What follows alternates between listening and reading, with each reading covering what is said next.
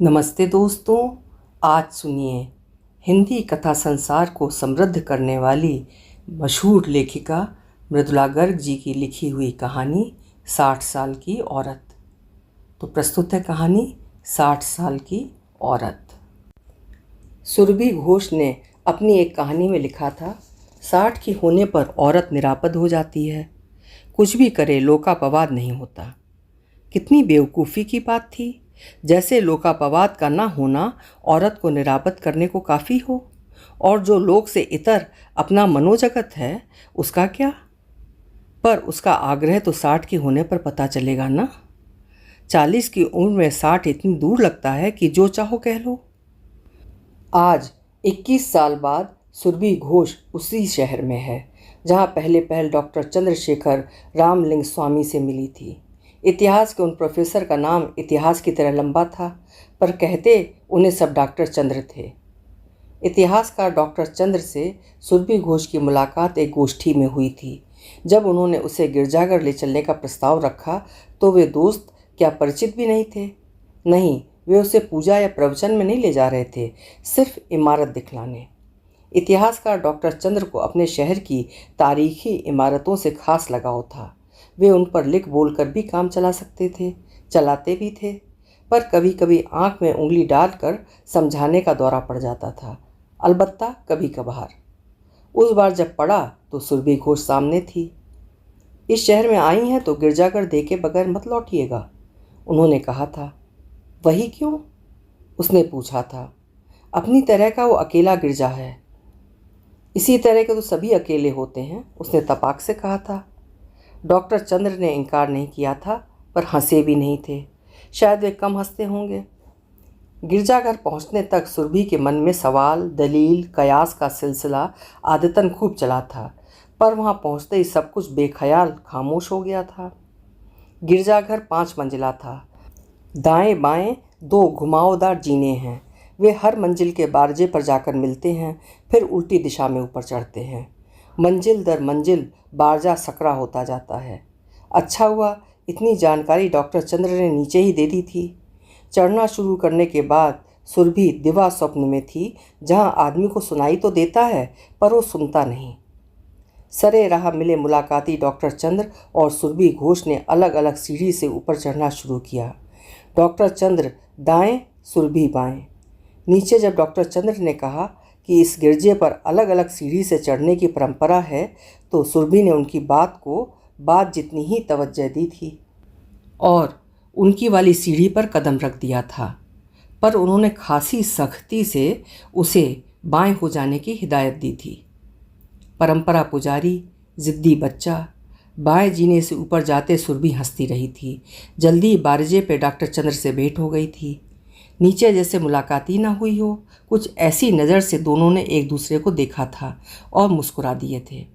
सुरभि को गिरजाघर का शिखर दिखलाई दिया तो उसने गर्दन बढ़ाकर आसमान भी देख लिया था। सूरज शायद इमारत के पीछे था, क्योंकि आसमान पर परछावा रोशनी का उजास था, धूप नहीं। एक दूसरे के सामने से होकर अब सुरभि दाएं और चंद्र बाएं जीने से ऊपर चढ़ते हुए दूसरी मंजिल के बारजे पर जा मिले। धरती अब कुछ और नीचे छूट चुकी थी। वो दिख भरपूर रही थी।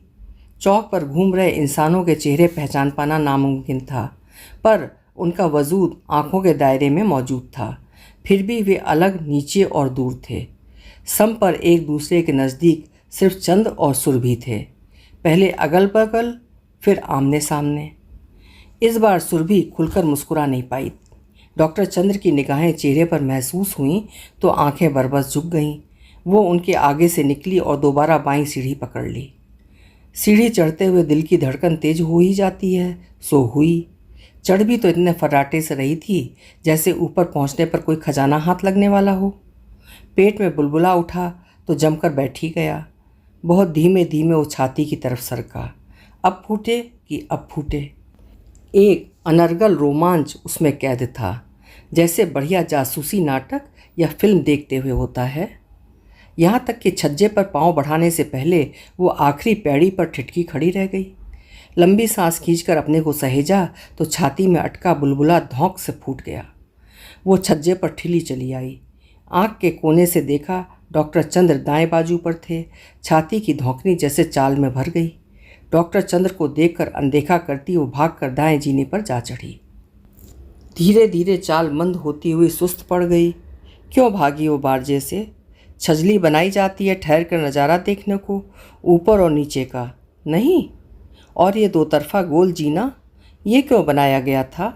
सवाल क्या उड़ आया, मधुमक्खी सा गुंजार करता हुआ मन में देर तक फड़फड़ाता चला गया। जवाब शायद मिल भी जाता, पर तभी दूसरा सवाल डंक मार बैठा।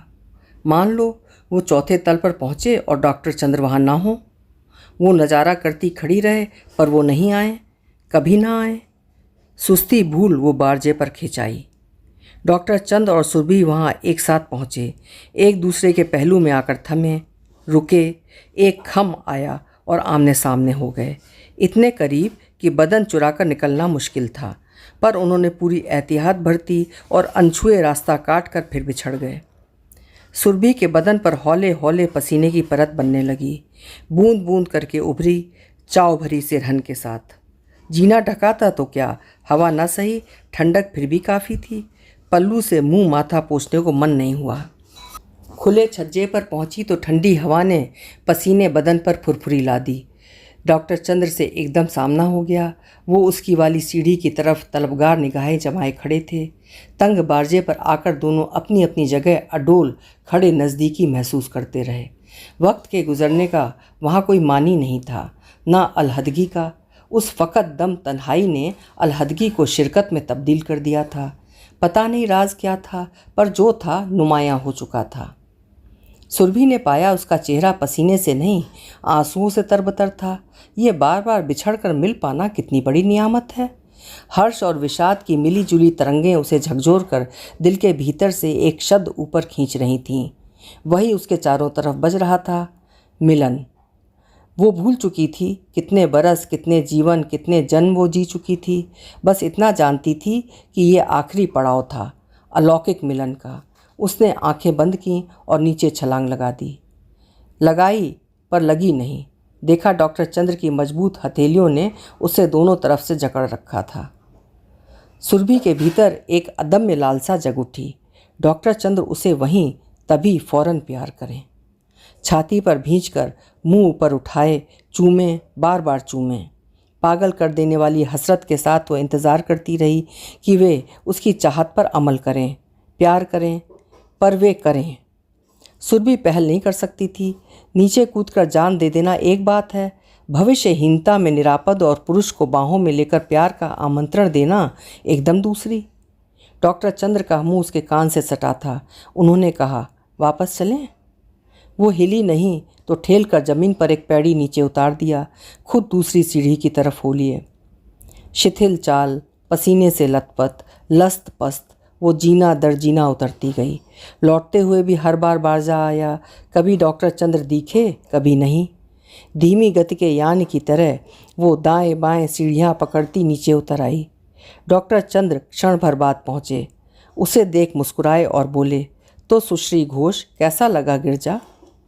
सुरभि ने आंखें फाड़कर उन्हें देखा, फिर आसमान तक उठे गिरजाघर के शिखर को। पूरी दूरी को फलांग कर दृष्टि वापस धरती पर फिसली और वो गश खाकर वहीं गिर पड़ी।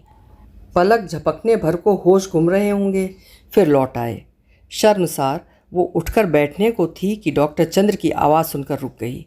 आंखें मूंदे पड़ी रही जैसे अभी बेहोश हो। सुरभि, सुरभि। वे इतनी वाचाल आत्मीयता के साथ उचार रहे थे कि प्रिय, प्रियतमा जैसे उपसर्ग प्रत्यय अनायास जुड़े जा रहे थे। बहुत देर नहीं चल सकता था। चोरी किसी की हो, पकड़ी जाए तो शर्माती है। वो उठी, खड़ी हुई, कहा, सॉरी, कभी कभी हो जाता है। वाइन पीने से अब कुछ तो कहना ही था। वाइन? सुबह सुबह आपने वाइन पी? नहीं, उसने कहा, कल पी होगी, मुझे नहीं मालूम। पहले कभी ऐसा नहीं हुआ। आप इतनी जिरह क्यों कर रहे हैं? जिरह? वे निरीह हो आए थे। सुश्री घोष, आप बहुत थक गई हैं क्या? मर गई, उसने कहा और हंस पड़ी। काफ़ी हंसी, जितना अकेले मुमकिन था। डॉक्टर चंद्र नहीं हंसे। जरूर वो आदमी कम हंसता होगा। आने वाले दिनों में उनका परिचय बढ़ा और जहाज़ी पंछियों वाली हमराह दोस्ती में बदल गया। ऐसी ईमानदार आत्मीयता में जो उन्हीं लोगों के बीच पनप जाती है जो जानते हैं कि उनका साथ कुछ निश्चित दिनों के लिए है। बीती बातें याद दिलवा कर शर्मिंदा करने का मौका नहीं आएगा, इसीलिए जो चाहें खुलकर कह सकते हैं। उदार होकर एक दूसरे के उस शौक़ में भी हिस्सेदारी कर सकते हैं जिसमें अपनी दिलचस्पी ना हो। बाद में वो ये कहने नहीं आएगा कि पहले तो पसंद था, अब क्या हुआ। गोष्ठी चली कुल जमा 1 हफ्ते, कम नहीं होता 1 हफ्ता। नियमितता से अलग आज़ाद 7 दिन, जैसे हर दिन में 24 नहीं 40 घंटे हों। कम से कम 12 के 20 तो बनाए ही जा सकते हैं। सो वे बनाते रहे, कुछ गोष्ठी के आयोजकों की कृपा से, कुछ अपनी तरफ से। यानी गोष्ठी में पर्चे पढ़े सुने बहसाए, साथ साथ फिर शाम को खाना पीना घूमना बतियाना भी साथ किया। यूं आखिरी शाम आ पहुंची। स्थानीय विश्वविद्यालय ने गोष्ठी के सभी भागीदारों को शाम की दावत का न्योता भेजा। दावत एक पुरानी इमारत में थी। पुराने राजमहलों मठों में ढाबों का खुलना आम बात हो चुकी थी। गोल मेज़ों के चारों तरफ 6-6 कुर्सियां लगी थीं। सुरभि और चंद्र के साथ बैठे थे अमेरिकी जानेथन, फ्रांसीसी निकोल, जर्मन राइमन और चेक रॉक्जान। ठीक समझे आप, अंतर्राष्ट्रीय गोष्ठी थी और औरत मर्द इकट्ठा बैठे थे। मेज़ पर शराब के नाम पर वाइन की बोतलें रखी थीं, साथ में नमकीन बिस्कुट। गप्पों की गर्मा गर्मी में सुरभि के साथी वाइन पर वाइन पिए जा रहे थे। मेज़ पर रखी बोतलें ख़त्म हुईं तो और मंगा ली गईं। काफ़ी देर तक सुरभि वाइन से हाथ खींचे रही। वो जानती थी गिरजाघर से नीचे उतरने पर आंखों के आगे जो अंधेरा छाया था वो वाइन की वजह से नहीं था। एक घूंट भी हलक के नीचे नहीं उतरी थी, पर पहले एक बार वाइन का महज एक जाम पीकर वो धराशायी हो चुकी थी। हुआ सिर्फ एक बार, क्योंकि पिया ही सिर्फ एक बार, पर तभी से वाइन से दुश्मनी ठान ली थी। पर अब जब साथी जाम पर जाम खाली किए जा रहे थे, वही भरा का भरा गिलास सामने रखे रहना नागवार गुजर रहा था। जब जब झुकी बोतल उसके जाम से रुसवा होकर मुंह फेरती, वो बौखलाकर बिस्कुट कुतरने लगती। बाकी लोग वाइन की नई बोतल मंगाते तो वो पानी की गुहार लगा देती। मेज के तमाम बिस्कुट ख़त्म हो गए, ना पानी आया ना और बिस्कुट। तब हाथ डुलाते बैठे रहना नागवार से नामुमकिन होने लगा। आखिर उसने सामने रखा जाम उठा लिया और खाली भी कर दिया। भरे जाने पर शायद दूसरी बार भी पी लिया। इस तरह 4 घंटे गुजरे और रात के 11 बज गए। चलें कहकर साथी उठ खड़े हुए। पर खाना? सुरभि के मुंह से निकला। खाना? पांचों ने एक साथ कहा। आप खाकर नहीं आई? नहीं, यहाँ दावत थी ना शाम को। शाम की दावत? खाना? इन लफ्ज़ों में कौन सा मजाक छिपा था सुरभि समझ नहीं पाई, पर उसके साथी हंसी से दोहरे होते रहे। बीच बीच में बेचारी हिंदुस्तानी पूर्वी मेहमान नवाजी मालूम जैसे जुमले उभरे और दब गए। यहाँ शाम की दावत में खाकर आने का रिवाज है, अब उठो। चंद्र उसके कान में फुसफुसाए तो उसने समझा वे हंस नहीं रहे थे।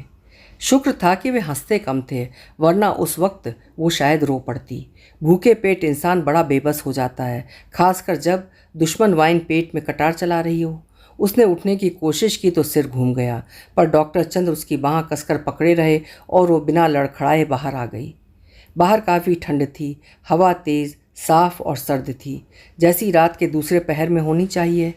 फिर संभला तो उसने देखा बाकी साथी आगे या पीछे कहीं छूट चुके। वहाँ वो और चंद्र 2 ही थे। तभी चंद्र हंस पड़े। सुरभि चौंक उठी, पर बाहर छुड़ाने लायक सिर नहीं था। फिर भी बदन अकड़ा होगा, क्योंकि उन्होंने अपने पर काबू पाने की कोशिश की, कामयाब नहीं हुए। बोले, तुम सारे बिस्कुट खा गईं? और दबाने पर दुगने जोर से फूट पड़ने वाली हंसी हंस दी है। सुरभि को भी हंसी आ गई। सहसा चंद्र बोले, टिप, और वो वापस मुड़ लिए। सुरभि की बाँह अब भी उनकी पकड़ में थी, सो साथ खिंचना पड़ा। वे वापस ढाबे पर पहुँचे। दरवाज़ा बंद था, पर ढकेलने पर खुल गया। भीतर मैनेजर के सिवा कोई नहीं था। वो मेज़ पर बैठा बाकायदा खाना खा रहा था, नमकीन बिस्कुट नहीं। क्या चाहिए? रेस्तरां बंद हो चुका है, उसने कहा। आपका शुक्रिया, चंद्र ने कहा। फिर अपनी वाली मेज़ पर 10 का नोट रखा और बाहर चले आए। खाना? सुरभि के मुंह से निकलने को हुआ। वापस घोंटा तो निकला। नोट किस लिए? उम्दा शाम के लिए, चंद्र ने कहा। यादगार शाम होगी ना ये? तुम्हारी वजह से। सुरभि ने शब्दों के अर्थ को पकड़ा। हाँ की भंगिमा में उनकी तरफ देखा। उन्होंने कहा, तुम्हें भूख लगी है ना? गलती मेरी थी। गोष्ठी के बाद तैयार होने होटल गई थी, तब मुझे बतला देना चाहिए था कि खाना खाकर आना। कोई बात नहीं, इतने बिस्कुट तो खा गई। वो हंस दी, पर पेट में खालीपन बना रहा। मेरे डेरे पर डबल रोटी वगैरह है, चलकर खा लो। उन्होंने कहा। सवाल नहीं किया गया था, जवाब की ज़रूरत नहीं थी। सुरभि ने चाहा कुछ ना बोले, चुपचाप उनके साथ चलती जाए। कुछ दूर चली भी, पर नशा था कि उतरता चला गया। चित्त चौकन्ना हुआ नहीं, और नज़र साफ कि हौसले पस्त हो गए। उसने वही कहा जो कहा जाता रहा है, अलग सुबह उड़ान है, अब सोना चाहिए। वो कुछ देर या शायद काफ़ी देर चुप रहे, फिर बोले, ठीक है, अपने होटल में ही खा लेना, कैफ़े खुला होगा। वो बात नहीं है, उसने कहना चाहा, कम से कम सोचा कहना चाहिए, पर नहीं कहा। विदा दे लेकर होटल पहुंच गई। अगली सुबह निर्धारित उड़ान पकड़कर अपने शहर लौट गई। 21 वर्ष बीत गए। अब वो फिर उस शहर में है जहाँ पहले पहल डॉक्टर चंद्र से मिली थी। फिर विश्वविद्यालयी गोष्ठी है। फिर वो मेहमान बनकर आई है। इस बार भी वो समाजशास्त्र विषयक पर्चा पढ़ने वाली है। अब भी इतिहास में उसकी रुचि है। इस बार भी डॉक्टर चंद्र से मिलना होगा या नहीं, उसे नहीं मालूम। गोष्ठी में हिस्सा लेने वालों की फहरिस्त में उनका नाम नहीं है। फिर भी क्या वे इसी शहर में हैं, उसी विश्वविद्यालय में प्रोफेसर? विश्वविद्यालय फ़ोन भर मिलाना होगा, पता चल जाएगा तो करे। पहले 2 दिन गोष्ठी की व्यस्तता और सोचा सोची में बीत गए। दूसरे दिन उसका अपना पर्चा पढ़ा जा चुका तो फुर्सत के साथ राहत मिली। दोपहर बाद वो अकेली पुराने गिरजाघर चल दी, पर ऊपर नहीं चढ़ी। एक नज़र शिखर तक देखा कि मन हुआ पलट कर कमरे में चली जाए, सो चली गई। तीसरे दिन स्थानीय विश्वविद्यालय में इतिहास के प्रोफेसर डॉक्टर जेम्स गोल्डमैन का व्याख्यान था। दोपहर के खाने तक उस पर चर्चा चली। फिर मेज़बान की हैसियत से डॉक्टर गोल्डमैन एक एक मेहमान की खैर खबर लेने लगे। आपसी बातचीत शुरू हुई तो उनके विभाग के डॉक्टर गोल्डमैन से डॉक्टर चंद्रशेखर रामलिंग स्वामी के बारे में पूछे बगैर कैसे रहा जा सकता था। सो पूछा। नाम सुनकर डॉक्टर गोल्डमैन जोश में आ गए। आप जानती हैं उन्हें? विलक्षण इतिहासकार हैं, पर एकांत प्रिय, निस्संग नहीं। बैठे बिठाए एक दिन नौकरी और शहर छोड़कर चले गए। आजकल स्वतंत्र शोध कर रहे हैं, गोष्ठियों में नहीं जाते। निमंत्रण भेजा था, पर अच्छा सुनिए, आप बात कीजिए ना उनसे। कहते कहते उन्होंने फ़ोन उठा लिया। नहीं, हाँ अभी रहने दीजिए, बाद में करूँगी। नंबर? ऐसे कई टूटे बिखरे शब्द समूह दिमाग में उभरे, पर मुंह से कुछ कह पाने से पहले फ़ोन का चोंगा उसके हाथ में था और डॉक्टर गोल्डमैन दूसरे मेहमान के पास। हेलो हेलो सुनकर कहना पड़ा, डॉक्टर चंद्र? जी, मैं सुरभि घोष। याद नहीं होगा 21 साल पहले गोष्ठी में? उसकी आवाज़ डूबने लगी कि उधर से ज़ोरदार इकरार आया, सुश्री घोष आप आ गईं? सोचा हाल पूछूं, वो हकला गई। क्यों, मिलते हैं ना, यहाँ से 2 सवा 2 घंटे का रास्ता है, कहाँ मिलें? गिरजाघर पर, वो कह उठी। 2 जीनों वाले? ठीक है, 4:30 बजे गिरजाघर के सामने। फ़ोन कट गया। वो चोंगा हाथ में लिए बैठी रही। गलती हो गई, होटल में मिलने को कहना था। डॉक्टर गोल्डमैन से नंबर लेकर फ़ोन कर सकती है, पर फ़ौरन करना होगा वरना वो निकल पड़ेंगे। डॉक्टर गोल्डमैन आसपास दिखलाई नहीं पड़े। उठकर उसने तुरंत ढूंढा नहीं। सोच साच कर जब उठी देर हो चुकी थी। फ़ोन करने का कोई मतलब नहीं था। वो कॉफ़ी पर कॉफ़ी पीती रही, फिर वक्त से पहले गिरजे के लिए निकल पड़ी। सोचा उनके आने तक आसपास घूम लेगी, पुरानी यादें अकेले जी लेगी, उनका चाव उतार फेंकना आसान होगा। वो गिरजाघर तक पहुंची तो देखा वो सामने से चले आ रहे हैं। 2 घंटे लगे नहीं रास्ते में? आपके तो सब बाल सफ़ेद हो गए। देखते ही उसने कहा, आप चाहती हैं इन्हें काले करूं? उन्होंने कहा। बेवकूफ़, 21 साल बाद मिलने पर यह कहा जाता है? नहीं नहीं, उसने कहा कि नहीं, पता नहीं। आपने तो लिखा था 60 साल के बाद लोकापवाद नहीं होता, फिर लोगों के चाहने से बाल काले क्यों करें? उन्होंने कहा तो अपनी बेवकूफ़ी बदतमीज़ी सब जहन से निकल गई। पूछा, आपको कैसे पता? क्यों, लिखकर छपवाएंगी तभी सभी को पता चल जाएगा। अंग्रेजी में होगा तो मुझे भी। कहकर वे हंस पड़े। देखा कैसी विडंबना है एक इतिहासकार के लिए। हैं हम दोनों हिंदुस्तानी, पर अंग्रेजी में अनुवाद ना हो तो मैं आपको पढ़ ना पाऊँ। वे फिर हंसे। मेरी किताब यहाँ? यहाँ नहीं, हिंदुस्तान गया था तब खरीदी थी। हिंदुस्तान गए थे? उसका मुंह उतर गया। उससे संपर्क नहीं किया? वो भी तो निस्संग थी, इनकी तरह, प्रिय की तरह एकांत को साथ लिए। पत्नी साथ थी, उन्होंने कहा, और तब मैं 60 का नहीं हुआ था। अब वे और खुलकर हंसे। सुरभि इधर उधर ताकने लगी, जिससे एक दूसरे को देखने से बचा जा सके। उधर एक कैफ़े है, वहाँ बैठें? भटकती नज़र को सबब देने के लिए उसने पूछा। ऊपर नहीं चलेंगी? फिर यहाँ चलिए। शर्मिंदगी में वो एकदम आगे बढ़कर ऊपर चढ़ने लगी। डॉक्टर चंद्र दूसरे जीने की तरफ बढ़ गए। बदहवास सी वो पहली मंजिल के बारजे पर पहुंची। तेज़ तेज़ चढ़ी होगी, क्योंकि वे वहाँ नहीं पहुँचे थे। उनका इंतज़ार किए बिना उसने दूसरा जीना पकड़ लिया। इस तरह तो क्या पता वो चोटी पर पहुंचकर वापस भी उतर जाए और रास्ते भर वो निस्संग विलक्षण इतिहासकार मिले ही नहीं। अच्छा रहे। उसकी चाल में सुस्ती आ गई। जब वो दूसरे तल्ले के छज्जे पर पहुंची तो उन्हें वहाँ इत्मीनान से खड़े पाया। पहली मंजिल पर नहीं मिली? आप देर से पहुँचे। मैंने कितना इंतज़ार किया। सोचा दूसरी सीढ़ी पर जाकर देखूं, ऊपर तो नहीं चली गईं। फिर सोचा क्यों परंपरा तोड़ी। वो हंस दिए। अरे ये आदमी इतना वाचाल और हंसोड़ कब हुआ? हंसा तो था उस आखिरी शाम को भी। चलें, उन्होंने कहा और ऊपर चढ़ गए। इस बार अलग अलग चढ़ते उनके कदमों में तालमेल रहा होगा, क्योंकि तीसरे तल पर वे वैसे ही आमने सामने प्रकट हुए जैसे कुछ देर पहले नीचे हुए थे। सूरज इमारत के पीछे कहीं होगा, क्योंकि सामने आकाश और मोतिया आभा थी, जगर मगर चौंध नहीं। उनके बालों की सफ़ेदी निष्कपट थी, हल्की रोशनी पड़ने पर और झक श्वेत लग रही थी। उसके अपने बाल भी काफ़ी पक चले, पर वो उन्हें काला करती है। 60 की उम्र में लोकापवाद नहीं होता। बेवकूफ़ी की बातें करो तो सारी दुनिया पढ़ लेगी, अक्ल की लिखो तो पाठकों का टोटा पड़ जाएगा। सोच रहे होंगे 60 की हो गई, बाल रंगने का मोह नहीं छूटा। उनके सामने से गुजरकर आगे बढ़ते वो ठिठक गई, ठहरी रही। उन्हें जो कहना था वो सुनने को। कहेंगे ज़रूर, वाचालता जो पा गए हैं उम्र के साथ। वे एक शब्द भी बोले तो वो ऊपर जाने के बजाय नीचे उतर जाएगी। वे नहीं बोले, दोनों चुप खड़े रहे। उसके भीतर 21 बरस पहले का वक्त सांस लेने लगा। हवा के बगुले सा उठा और बिठलाए न बैठा। सांस और एहसास पर अल्फाज भारी पड़ते हैं। उसने सोचा आगे बढ़ने से पहले शब्दों से भींचकर बगुले को बिठला दे। पूछे, ये गिरजा कब बना? किसने बनाया? क्यों बनाया? कौन थे वे जो बारजे पर जाकर खड़े हुए? क्या प्रेमी, अभिशप्त या आश्वस्त? भला ऐसे बगुला बैठा करता होगा? चक्राकार उठा, आंधी की मुनादी करने लगा।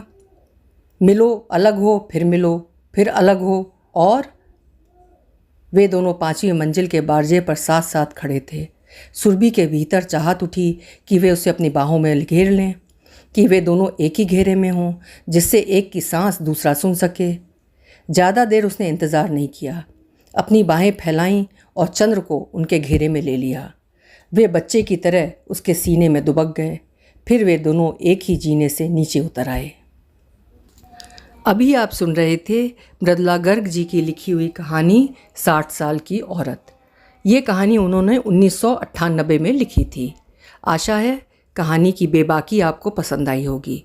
फिर मिलेंगे। आपका समय शुभ हो, मंगलमय हो।